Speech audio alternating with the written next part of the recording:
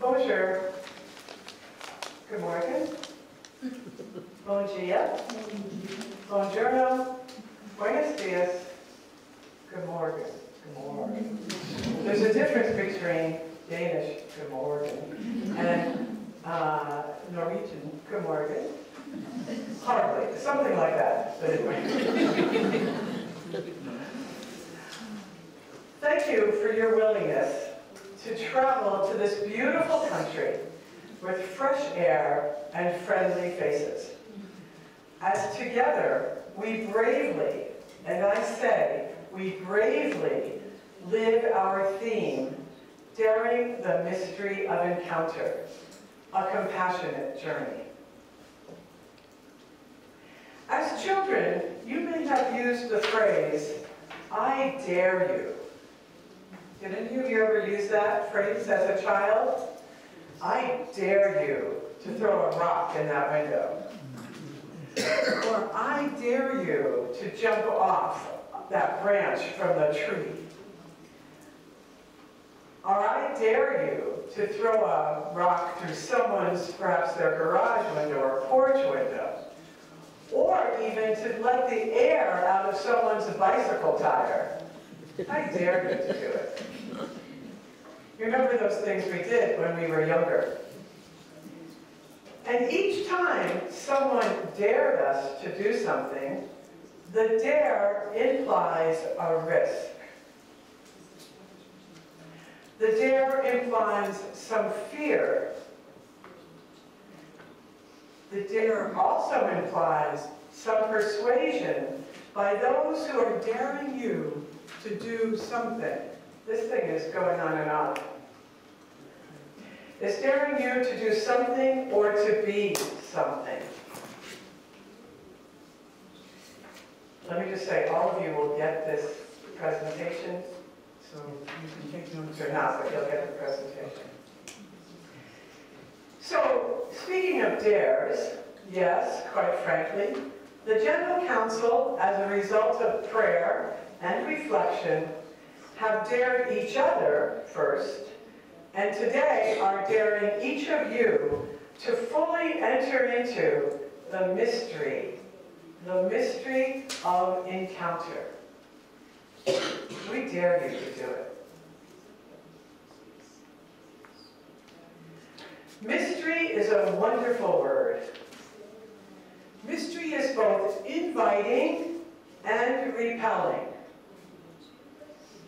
Mystery is inviting because as humans, there is a part of us which likes to be engaged in and to try to solve things, to solve mysteries, to solve things that are difficult to understand or even at times impossible to understand.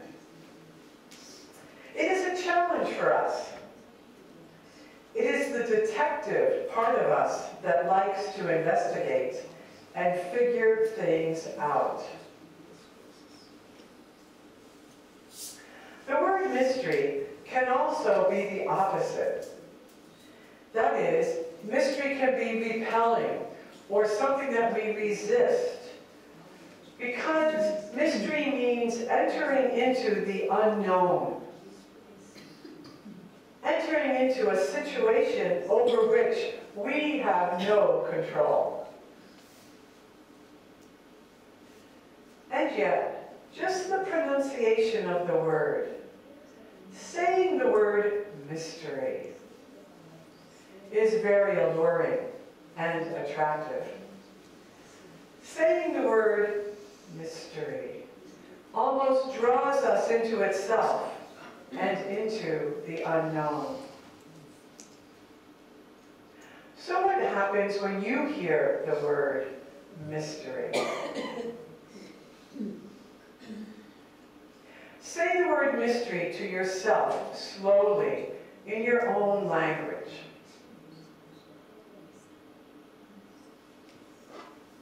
Say it slowly. Listen to how it sounds. Mystery. Are you drawn into its allure? Or do you find yourself repelled, resisting the invitation from mystery and wishing to move away from it.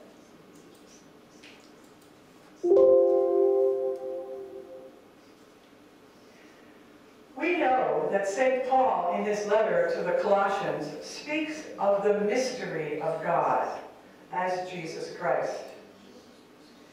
And he speaks of the glory of this mystery as Christ being in each of us. The word mystery is used to refer to a revelation of God's purpose. Sometimes the word mystery is used as an image of God or a name for God in prayer. Oh, mystery, fill us with your love, for instance. Complicated theological concepts are also referred to as mystery. For example, the mystery of the Trinity.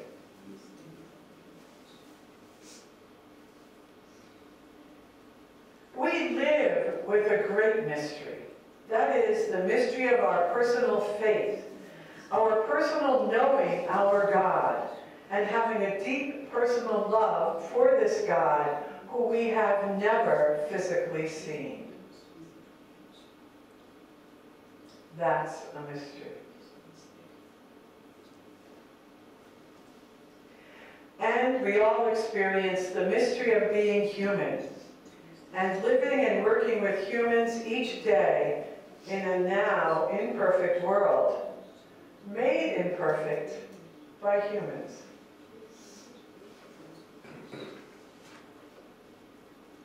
We see catastrophic and deadly events unfolding all over the globe, whether they be weather-related, politically motivated, or economically induced by greed, by human greed.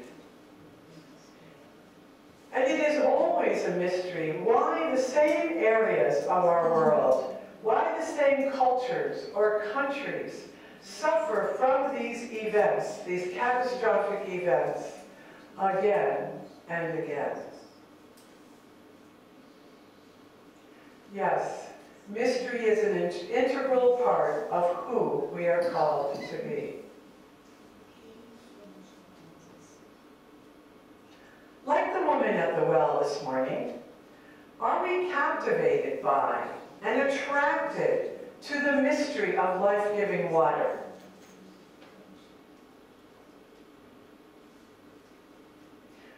I think our normal reaction is to be captivated and drawn toward it.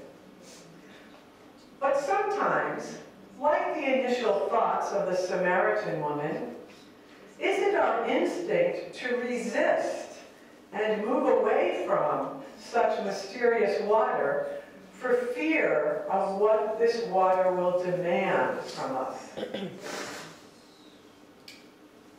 If we are filled with life-giving water, what does that demand from us?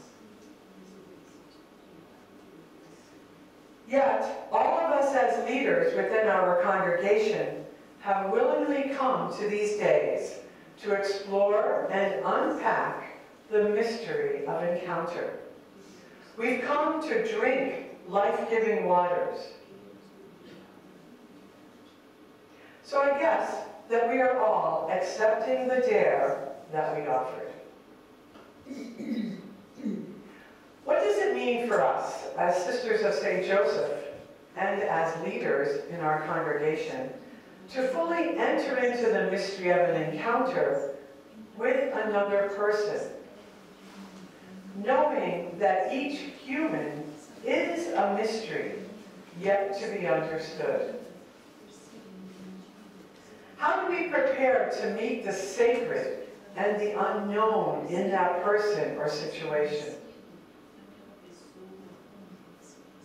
Where is there space for our own mystery in that conversation and encounter with that person?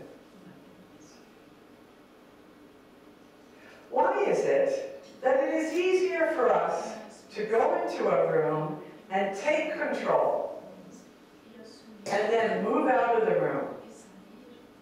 Why is that easier than it is to walk into the room, welcome the other, and just be a compassionate presence, watching and listening attentively? Often we may think that as leaders, we need to take control. Yes, as leaders, we are called to lead. But we cannot lead unless we first take the time to see with clearer vision the person or reality, and take the time to listen to the many facets of the sacred in front of us. Let me repeat that sentence. We cannot lead unless we first take the time to see each other and to see the situation of that encounter with clearer vision. To see that person or that reality, and to take the time to listen attentively to the many facets of the sacred in front of us. This seeing and listening is the encounter. The intense seeing and listening is the grace of the encounter, one of the graces of the encounter. Either we are open to see God in these moments of encounter, or we are closed. If we are closed, there is no real encounter of the mystery of the holy within that person or within that situation. If we are closed, we miss the holy in the person or in that situation.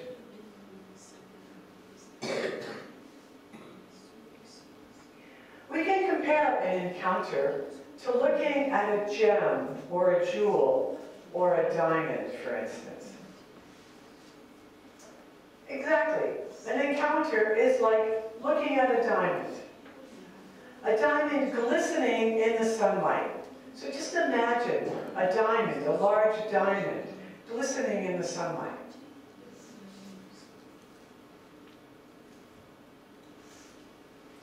We need to take the time to look at the diamond from various perspectives, to see the flat angles of the diamond, to see the diamond's fractures. Both the flat angles and the fractures reflect the light, allowing the diamond to be fully illuminated.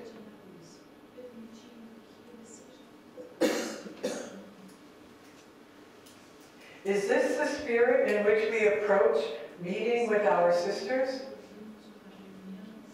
Or dealing with a situation?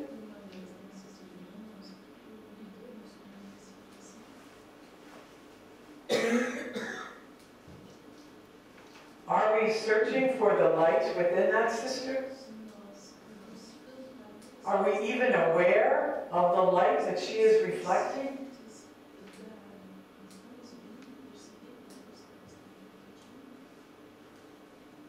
As leaders, sometimes it is not easy to walk into the encounter with the other. You know how you feel. You're walking into a meeting with a sister, and you already have an opinion. You already have an agenda. You may be nervous. So we know it's not always easy to walk into the encounters we're called to enter into as leaders. It is not easy to enter into the mystery of the other, whether it's a member of our own council, a member of our own team, a member of of a community we're living in, or perhaps it's a sister in formation, or a sister who is just having difficulty being herself and dealing with her own struggles. Sometimes when we walk into this encounter, we feel like we're on uneven ground. We're not certain where it is safe to put our next footstep. Have you ever had that experience? We sometimes, in American English, we say, sometimes we feel like we're walking on eggshells.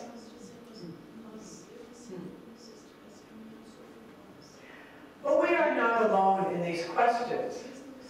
We follow in the footsteps of Moses, dear Joseph, our patron, and Mary Magdalene, to name a few leaders who have struggled with and been blessed by sacred encounters.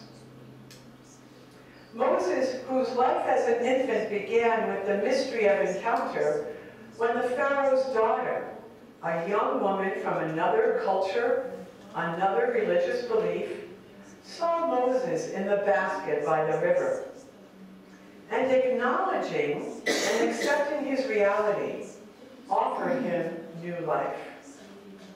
The Pharaoh's daughter looked at all the angles, the facets, the fractures of Moses. She was drawn to the mystery of this baby in a basket and entered fully into the encounter, allowing herself to risk operating outside of the law. She made decisions that were outside of the law. Later in his life, Moses receives his mission while exploring the mystery of a burning bush that is not consumed. Moses took time to attentively look at this bush from different perspectives, and to listen to and encounter God there.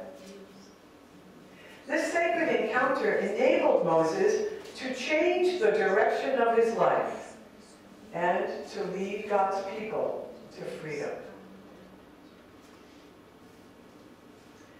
St. Joseph's struggle with the mystery of encounter was often played out in his dreams.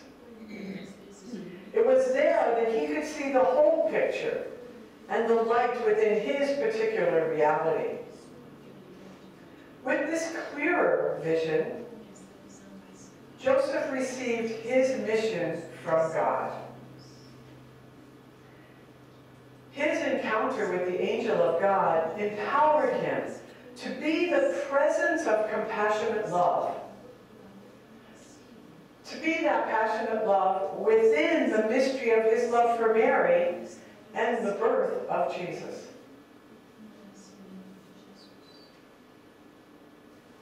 Mary Magdalene, healed by her encounters with Jesus, became a woman of faithful love and accompanied Jesus to the very end.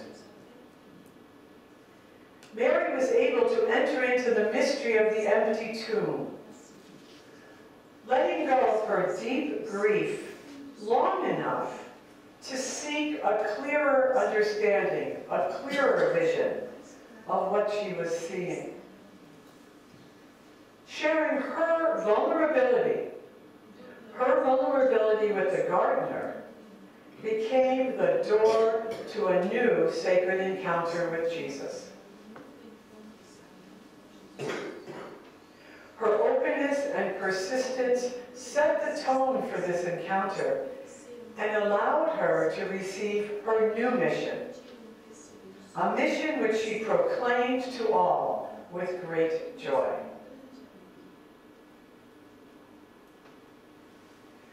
Each one of us in this room has had an experience of a sacred encounter with one of our sisters. A moment when in all her simplicity and her vulnerability, a sister reveals to us the loving face of God. So just take a moment and think back in the past couple of weeks or month. Did you have an encounter with one of our sisters where in her vulnerability being shared with you, you saw and experienced the face of God?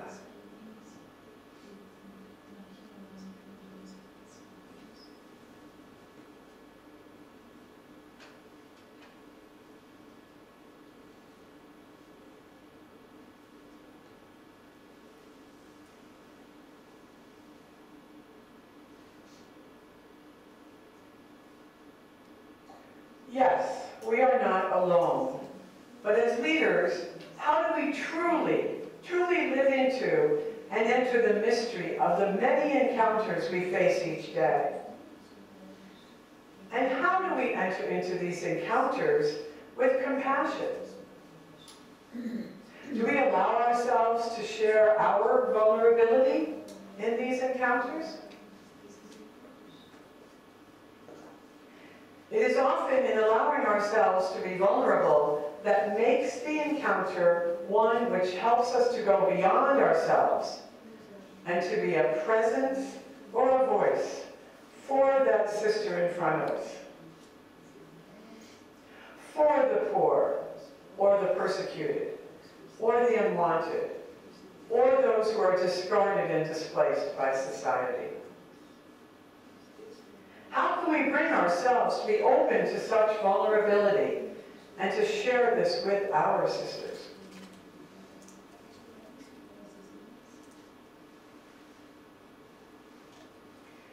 In my reflections in the opening session of the 2015 General Chapter, I closed that reflection with the lyrics of a song entitled Somewhere. It's a song from the musical West Side Story.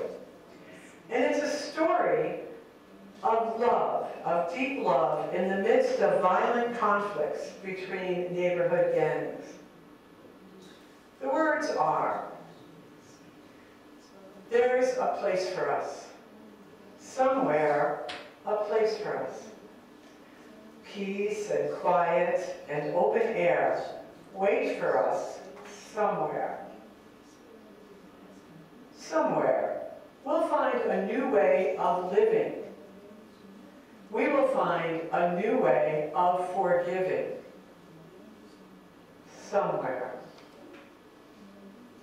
Somewhere there's a place for us, a time and a place for us. Hold my hand, and we are halfway there. Hold my hand, and I'll take you there. Somehow, someday, somewhere.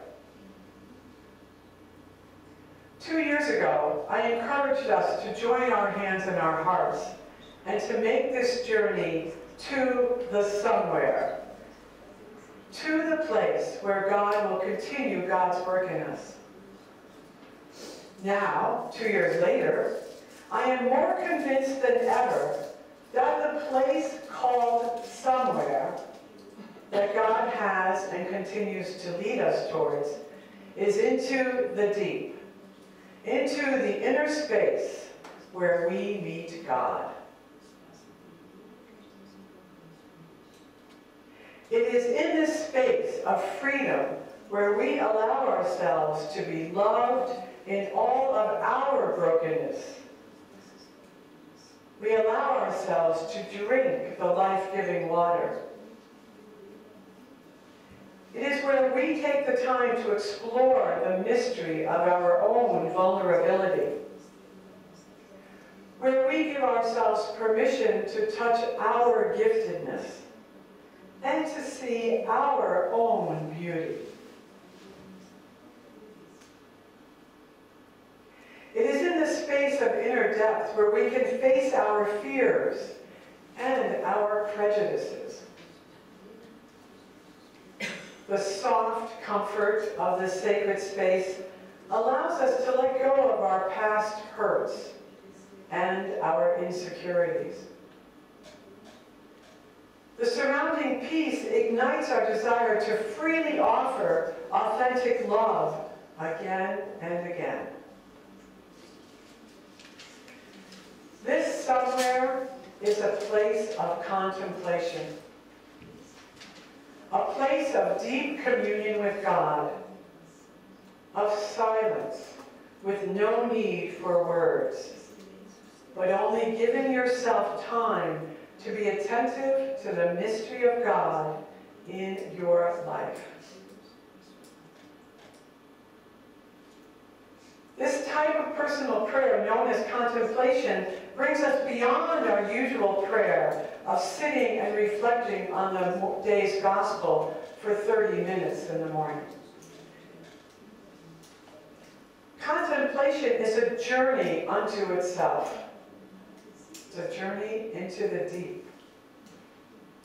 Contemplation moves us beyond meditation to a more profound experience. A more profound experience of God. It is a time that we gift. We give this time to ourselves. Time to be with Jesus.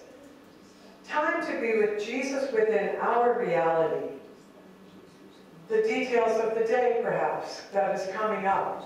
Or if we do contemplation at the end of the day, what has occurred during the day. It is a time set aside to deeply enter into silence and to just be. It is our encounter with God. Allowing ourselves to see with clearer vision and to listen more attentively to God. Time spent in contemplation opens us more and more to be ready to receive the sacred in our lives. We cannot lead unless we can receive the sacred.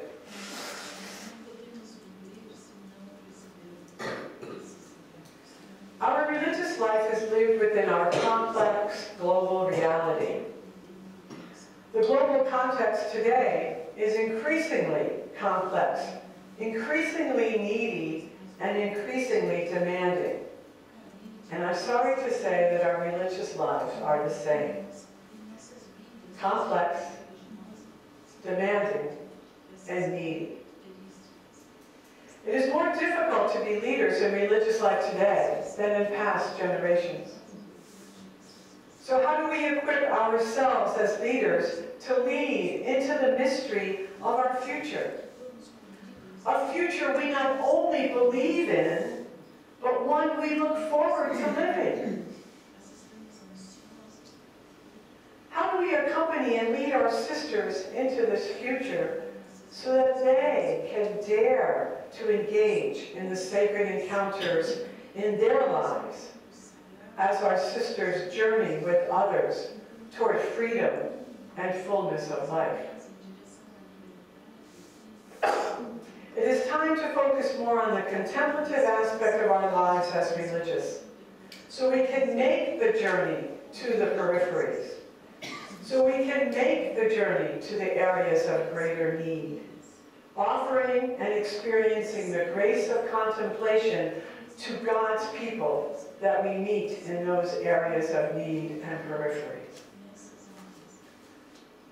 Certainly as leaders, spending more time in contemplative prayer will help free us from being caught in the web, you know, that paralyzing web sometimes of administration and management. Sister Pat Farrell, a Franciscan, a former president of Leadership Conference of Women Religious in the United States, reflected on the gift and call to contemplation at last year's LCWR Assembly in the United States. I happened to be able to be at that assembly, and it made a difference in my life. I would like to share a few lines from her talk, and then I will close. This is Pat Farrell's words. The indwelling presence of the divine is forever accessible to us. We need only to wake up to the mystery of love, always present, always capable of transforming us and our world. contemplation is an intentional opening to that life within our life, to that heart within our heart. To pray in silent attentiveness is like dropping a line into an all-nourishing, life-giving abyss of holy mystery. It's like dropping a line deeply enough to touch the fertile emptiness from which all creativity and energized movement springs. The divine movement within aligns us with what is deepest and truest in ourselves. That love is God.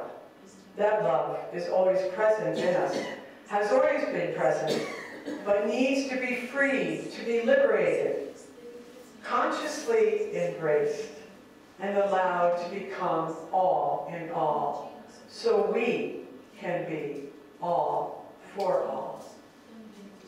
This love invites our complete surrender.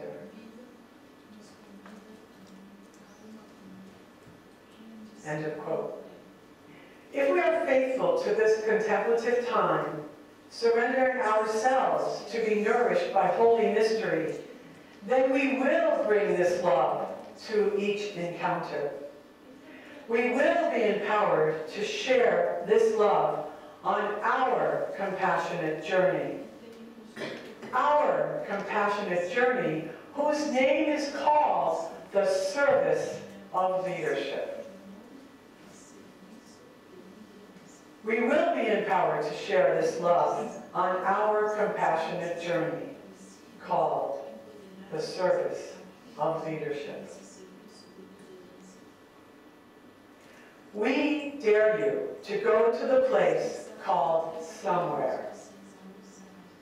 Meet the God within, and let the grace of contemplation fill you with that love, bringing that love to all you meet on your compassionate journey. Thank you, and God bless you.